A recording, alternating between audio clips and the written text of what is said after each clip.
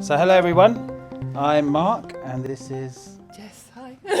from Breadcrumb Media, and we are a marketing and media business, been established for about 6 years now. Our background disciplines are marketing and media, funnily enough. And so we've been working in the industry collectively for about 20 years. And we produce content, and because we are a marketing company as well, we actually know where to put it. So that kind of works. So I just want to show you a quick video.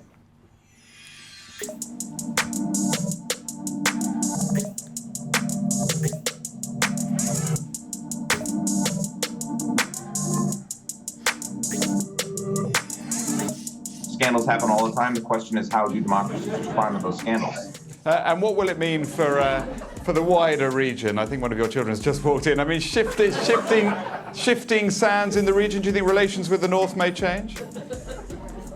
I would be surprised if they do.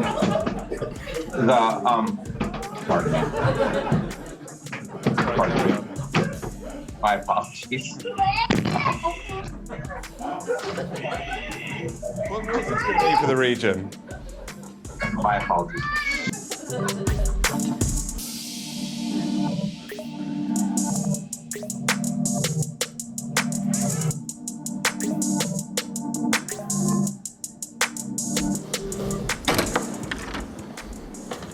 Hey Boris, you alright? I'm good, how are you? What's been on your mind today? Well, I can't hide it from you. I've been thinking a bit about this general election campaign. And how do you typically start your day? I tend to get up pretty early and then I go down and take the dog for a walk, and the dog does his business and so on and so forth. That's my start to the day.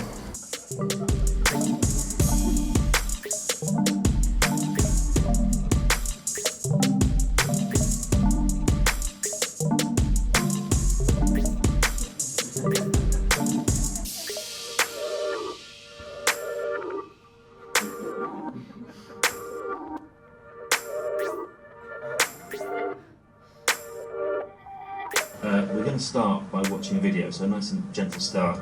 It's a bit cheesy and a bit 80s, but I think a lot of the ideas are still pretty valid. Okay.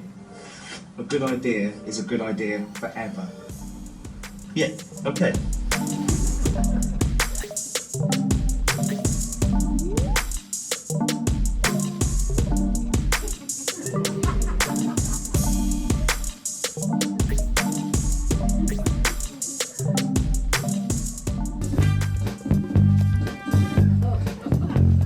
Selling to the customers to make them feel all right. I'm buying all these products with oh so much delight. I can help you find anything you could possibly want. Such ostentatious goodies that I can flaunt. Selling is service. And service is selling. Service is selling.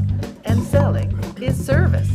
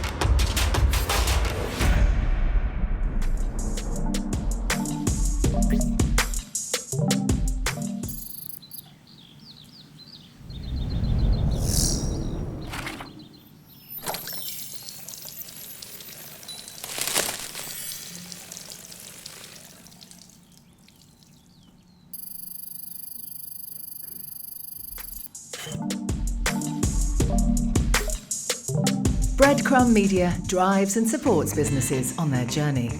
Come along on our retro road trip to find out a little bit more.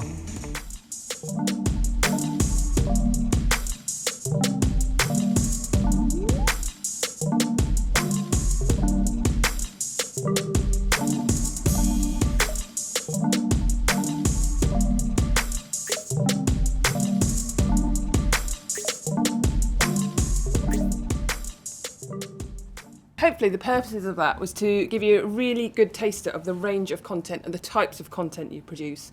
The reason for showing all that selection of content is because each of them really are targeted at completely different audiences. So every content you create needs to be designed with your target audience in mind. So how do you identify that audience? First of all, look at your demographics. Look at the age, income, gender, marital status, location, education, occupation, and just really target that demographic to start with. Following that, you need to be clear on your brand style, any guidelines you might have, but that's really, really important to identify what your brand is about and the values that it has. And the third thing you really need to look at is identifying which channels you want to target your audience. So where are you going to put it? Are you going to put it on social channels? Are you using it on your website? And again, that will really influence how you start creating your video.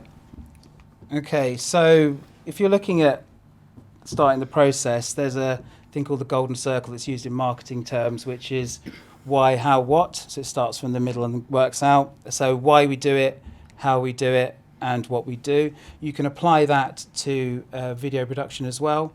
So you can look at what, why, how, which is what is it you're trying to sell?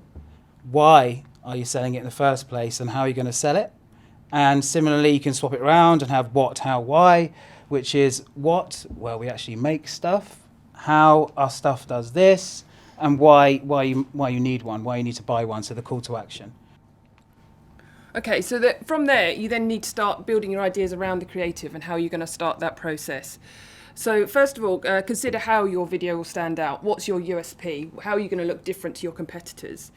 Then look at, is it engaging? Is it relevant? You've got in your mind, is it relevant? Is it engaging? Ask other people, have conversations before you even start the process. Is it shareable to your audience? Will it really mean something to them? Is there an incentive to make an action, whatever action that might be? So what action do you want that audience to take? Do you want them to like, share, comment, visit your website, email sign up, or is it purely a brand exercise? You need to identify that before you really start looking at how you're going to create that video content. Is your video content going to be consistent and regular? Video is much more effective as part of an overall strategy. And don't forget your video represents your brand, and so it's really, really important to identify that first. Once you've done all that bit, then you need to look at scripting and storyboarding. So you could at that point have a script and an idea, and then you could work with an agency to work out the vision that does that. But what I'm going to show you now is how you could actually do it yourself. That's much better. And I think that will give you an understanding of the processes involved. So then when you do have lovely big bucks to go and speak to agencies, you can say, actually, I understand the process. I understand why they're charging for that. No, it makes sense. So this is the reason. That's not the reason. But it will help you understand anyway. Okay, so I'm going to give you some tips now for filming and editing. So the first one you've got to think about, you've got your script, you know what you want to do. Now you need to look at your location and think about certain things such as background noise. So if you're thinking, I'd like to do a chat and with someone about this brand or whatever it might be, and we're going to do it in a cafe, and that's obviously not going to work because you have loads of background noise, loads of chatter going on, clunking of cups and things like that, or sweets or something like that. So then you need to think about, am I talking about an eco brand? Should I do the filming outside in the environment, in nature? So think about the location in that way too. And with regards sound, if you're demonstrating a tool or something that's making a noise, and you can hear a noise going on and someone's talking and you can't think, where's that coming from? If you frame somebody who's talking about whatever that might be in the shot with the noisy thing behind, the person that's watching it will accept it. Even though the sound might be a bit poor, they still think, oh, I know where that's coming from, so it doesn't confuse people. Okay, next bit is kit. So that's the good bit. That's where the fun bit, the camera bit. So you basically can do anything with a phone these days. You can use digital SLRs. People are using them a lot, but phones are absolutely fine depending on what sort of phone you've got. But think about, if you are using your phone, think about the actual kit that you can get with that. So you can get little packs like this online on Amazon. They're quite cheap, maybe £90 or something like that. You get your tripod, you get a mic input, The digital SLR route is much better. You get a better quality picture, you get more lenses that you can play with and purchase over years, and it's good fun. But you need to consider, don't just buy one off the shelf, think about what it can do, and most importantly, does it have a mic input? Because so many people buy an SLR and then it realizes, oh, I can't use it for vlogging, or I can't use it to say anything into it. And so the sound, which I'll talk about later, is absolutely critical. When you're actually shooting, think about where it's going to end up. So if you're thinking about maybe it might end up on Instagram, then you need to think about the ratio of the image. So it's almost square. So all your content that you need to be demonstrating needs to be in the square bit if you're doing it 16:9. Then Instagram stories is 16:9 but portrait. So you need to frame it that way. Facebook is 16:9, and there's all pixel sizes you can get online, but it's essentially you need to adhere to those. And Twitter as well, it's 1920 pixels by 1200, and you can only upload a film at the moment up to a value, I think 512 megabytes or something, which only gives you a certain amount of seconds that you can use. So think about the content there. But anyway, you won't be wanting to make a 2.5 minute video on Twitter, because absolutely no one will watch it unless it's amazing, something about Meghan or something. There's no one's gonna watch that. So think about your audience, think about how long you want it to be, think about the format, the shape, the way you frame the cameras, that kind of thing. But essentially you can get started with your own phone. Okay, the next thing I'm looking at is lighting and background. Now this next slide bit is a very common mistake. So the lady, same lady, but on the left here, as you can see, she's got a window behind her, so she's silhouetted naturally. So there's no other light involved, and that just looks horrible, quite frankly. So you need to think about, where should I put that person? If you haven't got any lights, you need to look at natural light. So you should spin her round and then use the light coming from the window onto her would actually produce a nice bit of natural light. If you don't have that, you can buy small LED panels. They're not very expensive again. You get them online. You can get little mini tripods for them. They're battery powered and they're really effective. But if you can use natural light where possible, then do that. But be aware that if you're using the sunlight, the sun's going to change over time. So the light will appear on your whoever's subject or whatever you're filming will just completely go in and out when the sun goes in and out of the clouds. So think about that too. So if you can use LED lights, then I would definitely think about doing that, because you're in control then. Okay, so there's another thing here, which is the framing and talking space. Have you heard about that? Rule of thirds? Yeah? Okay, so the rule of thirds, what you're looking at here this is a talking space. So the gentleman is looking to his left, and so you want to, normally speaking, that's how you do it. You'd frame the body up on the thirds on the far side. The eye line will be on the top line of thirds. And so your eyes will naturally be drawn to where his or her eyes are. If they were doing a piece to camera, you would then frame them in the center, probably. You can frame them slightly to the side, which is nice if there's something behind them, but as long as you keep the eye line on the top line of thirds, it just works. It's the same for photography as well. You can buck the trend. I've seen loads on TV, and you'd have done the same, where the person is now on the other side. They're just doing it just to be funky. But I think it looks weird, frankly. But you can do it. The next thing to consider is BRoll. Heard of that? Yep. So that's cutaways or overlays, my colleague John would call it. He's from the 70s. So that is essentially shots that you have to supplement the film. So if you wanted to film your lovely cat, I don't know, you wanted to film your cat, and so you did a wide shot, if you like, of the cat eating out of a bowl, and it goes on for 2.5 minutes, and you think, oh, that's great, but no one's going to watch it. I want to make it more interesting. So you would then, after that cat has walked off, you would film the bowl perhaps, or film the bowl before when it's being filled, change the shot, do a close-up. So you start collecting a series of little shots that you would then overlay or cut over the top. That enables you in interviews, if you're doing an interview with someone and they keep messing up, then you can just, don't worry about it, just let them mess up and keep going. And then you could then cut where they've messed up, and then that cut break, rather than having a kind of a juddery cut like that, what you would do is then overlay something that was relevant to what they're talking about over the top, and that then makes a nice seamless film. If you can't do that and you just want to use something else, you can use stock licensing. So there are loads of sites out there. Some are really expensive, some are not. So Pond 5 is quite good. That's a bit expensive. Shutterstock, excuse me, if you've got any accounts with that, or Adobe Stock, they do video. Depending on what account you have, it could be £49 a pop. But a good one to use is Pixabay, which is free. So you can use that. Everyone should be going for Pixabay. There's also Video Blocks as well, which is a subscription model, and that is about $180 a year. But there's loads of stuff, mainly Russian footage, but there's some really good gems inside as well. So that's something you need to consider to make your film more professional. Looking at stuff, other bits of kit. That thing is on the left is a gimbal. Have you heard of that? Yes, maybe. That's an Osmo 3, I think, and it's available. It's for phones, and you get it on Amazon again, £90, and that is a three-axis gimbal. So you can use it to walk about. You can make more interesting shots. You can pull away from someone and move it. Also, if you're filming someone or something, you can keep it very steady. And it's easier to do than set up a tripod. You can just go like that, hook it on, and then you've got the axis going. So that's a really good bit of kit. If you did want to do the tripod route, there's loads of kits again, little packs you can get that have bits for cameras, SLRs, or you can have little adjustments that you can then put on your phone, GoPros on there, stuff like that. So you can do it quite well. A good brand, this is a good brand, it's Manfrotto. That's a really good brand, but you can get some really cheap entry-level ones that you could start using.